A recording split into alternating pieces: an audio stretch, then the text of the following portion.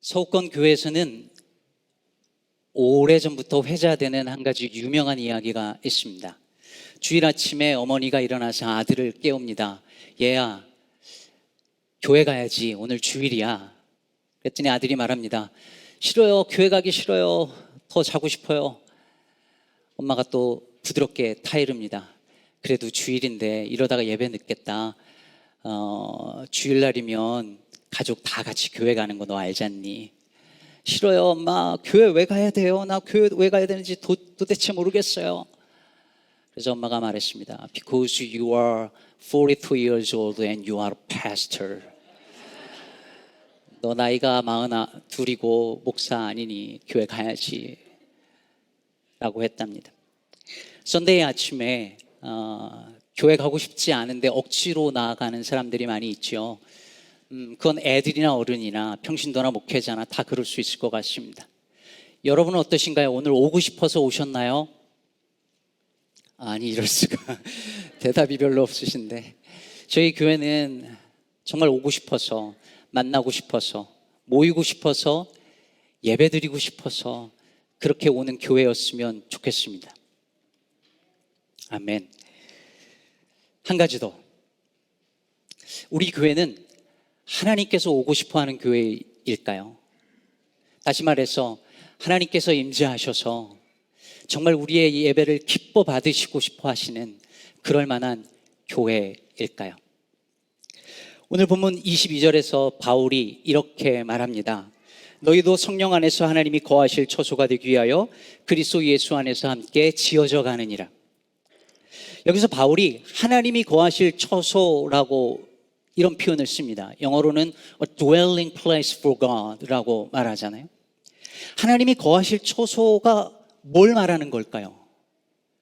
무엇이 a dwelling place for God일까요? 이 건물일까요? 이 예배당일까요?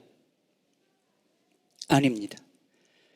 지금 바울이 성도들을 말하고 있는 것이죠. 우리를 말하는 것입니다. 우리가 하나님이 거하실 처소가 되어져 간다는 거예요. 그래서 영어로도 22절을 다시 보면 In whom you also are built together spiritually into a dwelling place for God라고 당신들이, 여러분이 하나님이 거하실 dwelling place라고 말씀하고 있습니다. 여러분, 우리가 스코키에서의 8년의 사역을 마치고 글렌뷰로 이사를 왔습니다. 새로운 예배 처소가 생겼습니다. 얼마나 감사한지 모르겠습니다. 근데 여러분, 우리가 기억해야 될 것이 하나 있는데 예배 처소가 바뀐 것이지 하나님이 거하실 처소가 바뀐 건 아니잖아요. A new worship place가 생긴 것이지 A new dwelling place for God가 생긴 거 아니라는 말입니다. 왜냐하면 우리가 지금 여기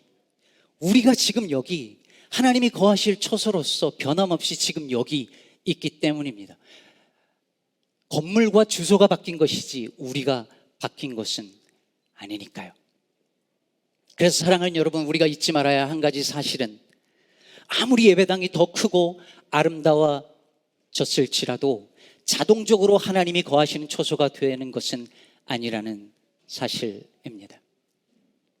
요즘 10명 남짓의 성도님들과 함께 새벽 기도를 하고 있습니다. 새벽 기도가 마칠 즈음이면 햇살이 저기서부터 탁 들어오고 이 창가로부터 햇살이 들어옵니다.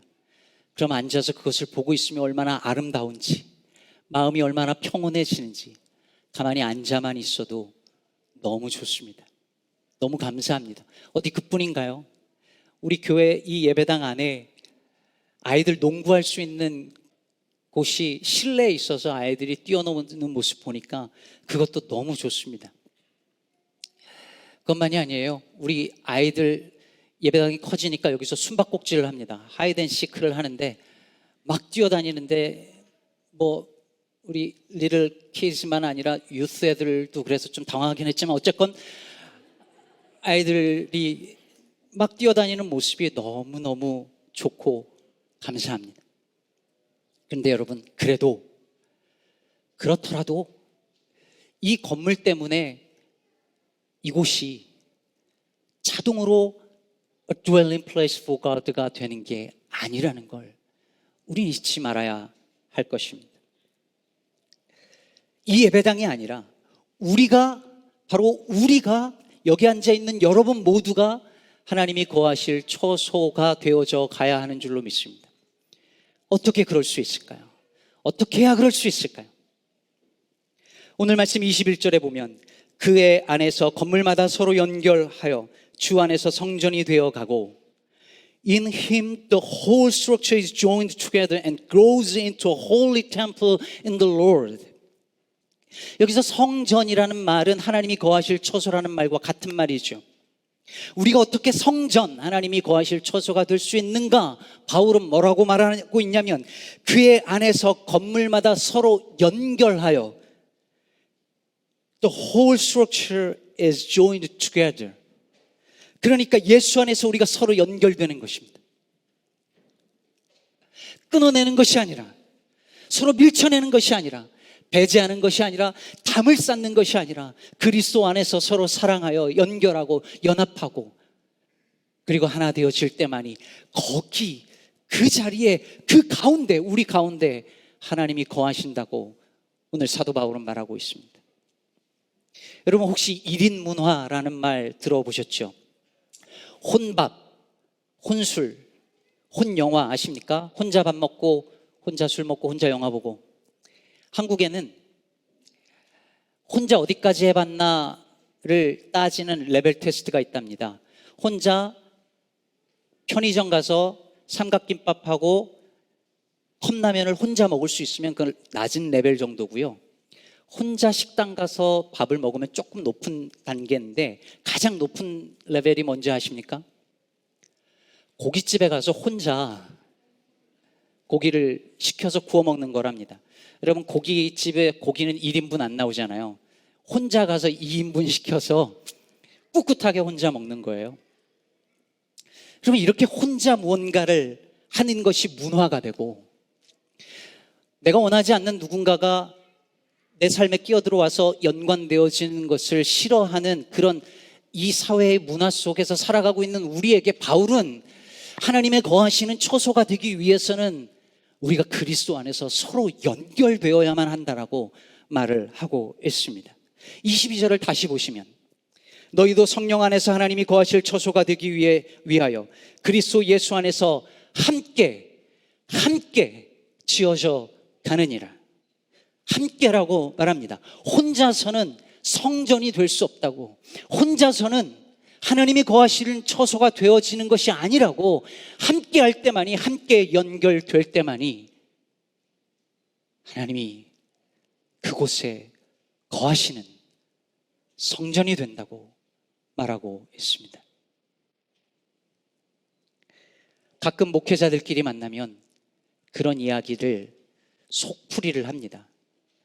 너무 목회 스트레스 많이 받다가 교회를 어지럽히고 목사님 너무 힘들게 하는 성도님들 때문에 힘들어하다가 목회자들끼리 만나면 이제 속 얘기를 하는데 그런 이야기를 할 때가 있어요.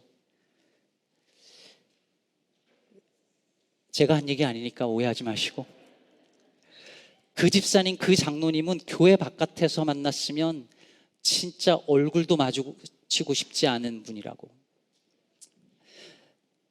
교회 밖에서 만났으면 굳이 말 섞고 싶지 않고 굳이 상종하고 싶지 않은 사람들을 교회에서 만나잖아요. 여러분들도 그런 분들 만나면서 교회 다녀보셔서 아실 거 아니에요. 여러분, 그래서 오늘 말씀이 도전인 것입니다. 그래서 오늘 말씀이 우리에게 도전으로 다가오는 것입니다. 오늘 말씀은 내가 좋아하는 사람, 나랑 잘 맞는 사람만 연결되고 연합하라고 말하지 않습니다. 나랑 모든 면에서 잘 안 맞는 사람,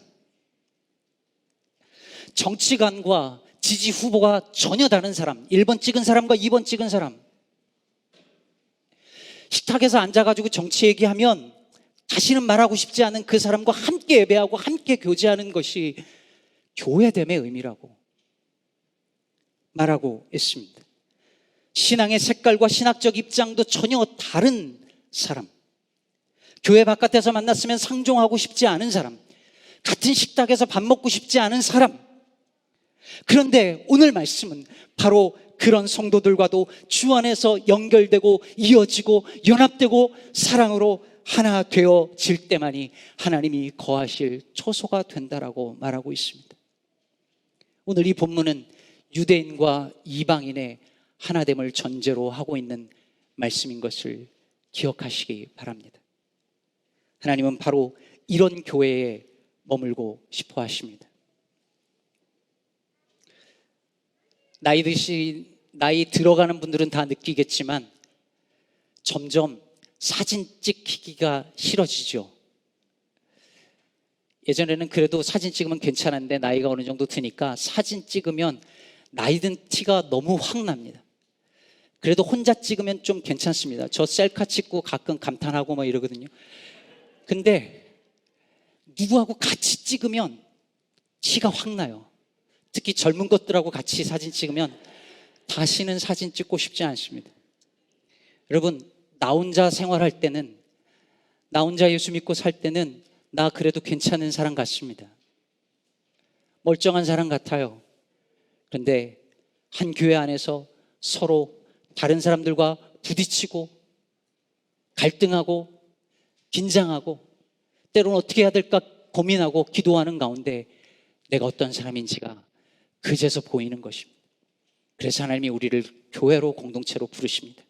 사랑하는 성도 여러분, 저는 우리 시카고 기쁨의 교회가 이런 교회로 지어져 갔으면 좋겠습니다. 한 교회를 섬기면서 이름도 모르고 얼굴도 모르면서 지내는 것이 아니라 서로 이어지고 연결되고, 왜 내게 다가와 주지 않느냐고, 왜 사랑이 없느냐고 말하기보다 내가 먼저 다가가 사랑의 손길을 건네면서 그렇게 바로 이 예배 처소에서 우리가 하나님이 거하시는 처소로 만들어져 가기를 주님의 이름으로 축복합니다.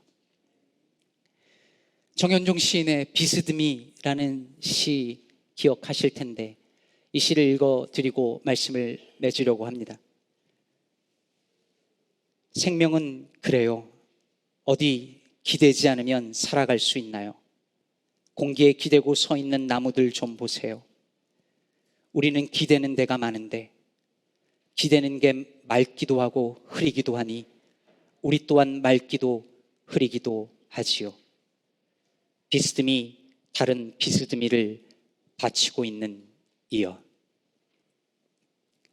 나무들조차 공기에 기대고 산다면 여기 우리 어느 누구가 서로에게 기대지 않고 살아갈 수 있겠습니까? 우리 교회가 서로에게 비스듬히 기대어서 그렇게 서로 의지하며 살아가는, 그래서 하나님이 거하시는 처소가 되었으면 정말 좋겠습니다. 세상을 이롭게 하기 위해서 그럼 우리는 많은 일을 할 수 있습니다. 환경운동을 하고 인종차별과 성폭력에 저항하고 가난한 이들을 돕고 수많은 일들을 통해서 세상을 이롭게 할 수 있습니다. 그런데 여러분, 정말 세상을 이롭게 하기 위해서 해야 할, 교회가 해야 할 가장 중요한 일 중에 하나는 무엇이냐면 사랑의 공동체를 만드는 것입니다.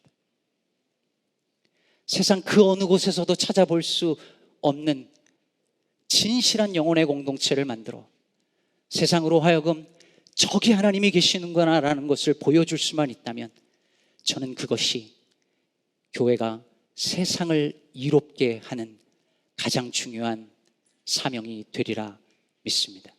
우리 시카고 기쁨의 교회가 그런 교회 되어지기를 주님의 이름으로 축복합니다.